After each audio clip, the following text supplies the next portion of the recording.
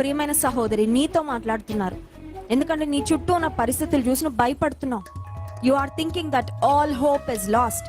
నిరీక్షణకి ఇంకా ఆధారం లేదండి, ఇంకా ఆశ లేదండి, ఇంకా నేను ఆశ పెట్టుకోవడానికి కూడా నాకు ఏ స్కోప్ లేదండి. ఎందుకంటే అన్ని పరిస్థితులు ఇంకా చేతులు దాటిపోయాయి, అన్ని పరిస్థితులు చిన్నాభిన్నం అయిపోయాయి, అన్ని తలక్రిందులు అయిపోయాయి, ఇంక ఇవి బాగుపడతాయి అన్న నిరీక్షణ లేనే లేదు. ఆల్ హోప్ ఇస్ లాస్ట్ అని నీవు అనుకొని భయపడుతున్నావు. యేసయ్య రాత్రికాల సమయంలో నీతో మాట్లాడుతున్నాడు, భయపడకుము, నమ్మిక మాత్రము ఉంచుము. హల్లెలూయా. ఏ విషయంలో అయితే నువ్వు అనుకుంటున్నావో మై హోప్ ఇస్ డెడ్, ఇంకా పరిస్థితులన్నీ చేదాటిపోయాయి, ఇంక ఈ పరిస్థితులు మారవు, ఇంకెవ్వరు మార్చలేరు అని నువ్వు అనుకుంటున్నావు, యేసయ్య నీతో మాట్లాడుతున్నారు, భయపడకు, నమ్మిక మాత్రము. ప్రియమైన సహోదరి, నీతో మాట్లాడుతున్నారు. ఎందుకంటే నీ చుట్టూ ఉన్న పరిస్థితులు చూసి నువ్వు భయపడుతున్నావు. You are thinking that all